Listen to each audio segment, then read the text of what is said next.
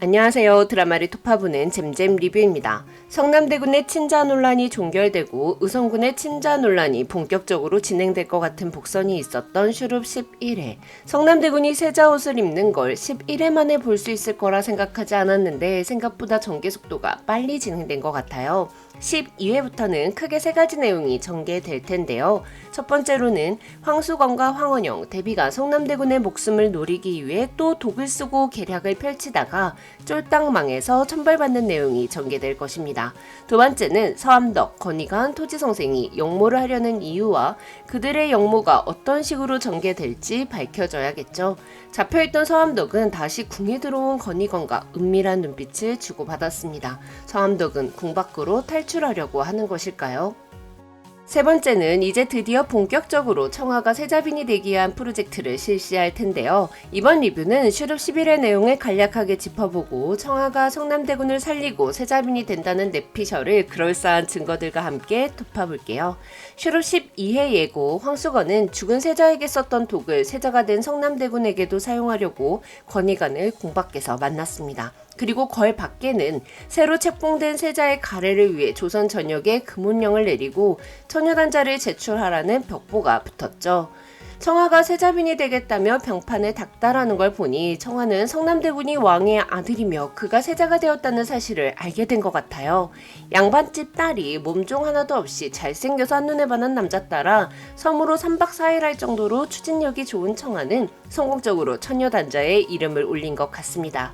처녀단자에 이름을 올린 모든 처녀들은 초간택을 치르게 되는데요. 초간택 날에 모든 처녀들은 노란 저고리와 다홍치마, 초록색 견마개를 통일되게 갖추어 있고 대궐문 앞에 내려 소뚜껑 꼭지 위를 밟고 지나가는 의식을 치르게 됩니다. 12회 예고를 보면 청하도 드디어 소뚜껑을 밟았습니다. 세자빈으로 간택되기 위해서는 초간택, 재간택, 삼간택을 치러야 한다고 해요. 초간택을 치러 7명을 뽑고 재간택을 치러 3명을 뽑아 삼간택을 치르는 순으로 진행되는데요. 청하의 성격으로 미루어 보아 청하는 세자빈 간택 시험을 치르는 중에도 궁 안과 궁 밖을 자유롭게 돌아다닐 것 같습니다. 다른 세자빈 후보들이 방 안에 조용히 있을 때 말이죠. 궁을 돌아다니던 청하는 우연히 황수건과 황의영이 세자가 된 성남대군에게 독을 먹이려 한다는 것을 듣게 되고 그냥 급한 마음에 세자가 있는 동궁으로 뛰어들어가 다짜고짜 상을 엎을 것 같아요.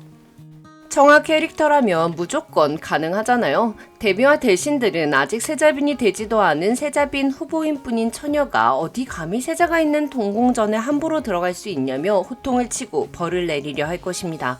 이 과정에서 청하 아버지 윤수강은 데뷔에게 자신의 여식을 도와달라 요청하겠지만 데뷔는 성남대군을 죽일 수 있는 절호의 기회를 놓쳤으니 돕지 않겠다며 병조판서를 벌일 것 같아요.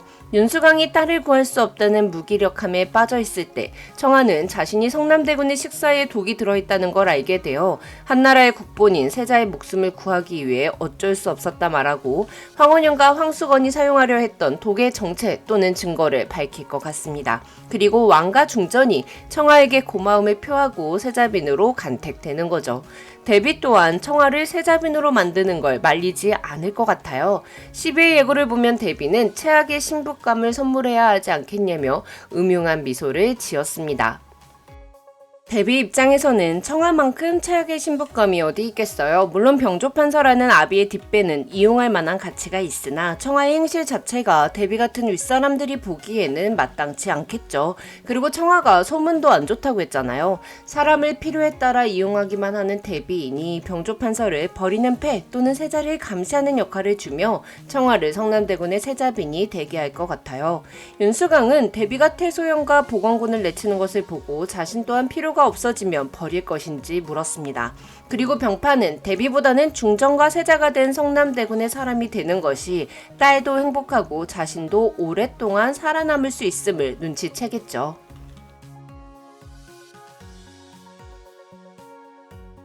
재물과 보직을 약속받고 왕세자를 선택하려 했던 성균관 유생들, 중전은 그들에게 어째서 주인이 될 기회를 포기하려 하는지 물었습니다. 이 말의 뜻은 누군가의 개가 되어 아래에 서기를 원하는가 아니면 내가 뽑은 왕의 옆에 서기를 원하는가 선택은 그대들의 몫이다 라는 거였죠. 그대들이 자신을 지킬 수 있는 마지막 기회가 될 거라며 그 자리에서 종이를 태우는 모습 진짜 너무 멋지더라고요. 완전 이게 마지막 기회라고 오금저리게 못을 박는 거잖아요. 중전 엄마는 아들이 공정한 시험 결과를 받을 수 있도록 힘을 보태고 아들 성남대군은 의성군과는 전혀 다른 시선으로 성균관 유생들에게 인정을 받았습니다. 그리고 황원영과 황수건이 살모사피까지 구해와 마련해 놓은 친자 확인 무대는 중전이 아주 멋지게 종결시켰습니다. 황원영과 황수건 피가 안 섞이자 중전이 황원영에게 황수건이 친딸이 아니냐고 묻는데 너무 통쾌하더라고요. 근데 의성군의 귀 뒤를 확인할 때 황수건이 덜덜 떠는 걸 보니 진짜 의성군은 권위간의 아들인가 봐요.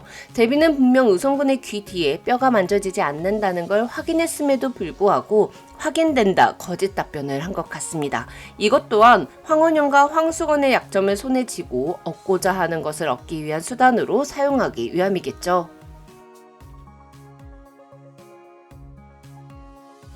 한편 대비는 처음부터 보건군을 이용할 생각이었음이 밝혀졌습니다. 세자 경합에서 성남대군이 1위를 유지하자 황원영과 황수건은 결국 대비를 찾아가 무릎을 꿇고 고개를 숙였습니다. 만약 대비가 처음부터 의성군을 밀어줬다면 영의정이 가진 인사권과 높은 자리에 있었지만 조대비는 단 한 번도 가지지 못했던 중전만이 가질 수 있는 내명부의 모든 권한을 드리겠다는 약조를 받아내지 못했을 거예요. 진짜 대비 똑똑한 것만은 인정해줘야 할 것 같아요. 하지만 너무 못돼서 천벌을 받았으면 좋겠어요. 얻고자 했던 것을 얻어낸 대비는 보건군과 태소용에게 경합에서 빠지라 말했습니다. 그것도 태소용이 예전에 했던 어떤 말씀을 제기하셔도 무조건 들어드릴 것입니다 라는 약조를 들먹이면서요. 모친 때문에 보건군이 세자를 못한다는 말로 보건군과 태소용 모자관계를 찢어놓으려 한 것도 너무 비열하게 느껴지더라고요. 아무리 능력이 뛰어나도 신분의 벽은 뛰어넘을 수 없다는 자존감을 갖고 보건군은 호패를 거두었습니다. 그리고 중전은 대비에게 이용당하고 처참하게 버려진 태소영과 보건군을 품습니다. 말들이 경주할 때 다른 말들의 속도를 높여주기 위해 앞에서 뛰는 말이 보건군이라 했던 대비와 달리 중전은 보건군에게 앞서가는 말로 이용당하지 말고 왕의 옆에서 힘을 합치는 인재가 되길 바란다고 말합니다. 목적만을 쫓는 사람을 이용하는 자는 늘 있기 마련이니까 목적만을 쫓는 사람이 되지 말아야 한다는 충고가 너무 와닿더라고요. 이러니 명원제족이 활용 일을 안 좋아할 수가 없죠. 보건군도 처음엔 왕에게 결과보다는 그 결과로 가는 길이 훌륭해야 한다고 말했던 인물입니다. 너무 목적에 휘둘리는 바람에 잠깐 흔들렸지만 앞으로 보건군이 배동에 이어 왕이 될 성남대군의 든든한 힘이 돼줄 것은 명확해 보여요. 힘들면 힘든 걸 티내도 괜찮다는 중전의 말을 들은 보건군은 태소용의 품에 안겨 아기처럼 울었습니다. 항상 점잖고 어른스러웠던 보건군이 운 때 항상 아기 같고 철없어 보이던 태소용은 두 팔로 아들을 안고 단단하게 서 있었습니다. 엄마가 처음이었던 태소용이 이렇게 엄마가 되어가는구나 싶어서 너무 감동적인 장면이었어요. 그럼 전 슈룹 다음 리뷰로 찾아뵐게요. 지금까지 드라마를 톱파보는 잼잼 리뷰였습니다. 감사합니다.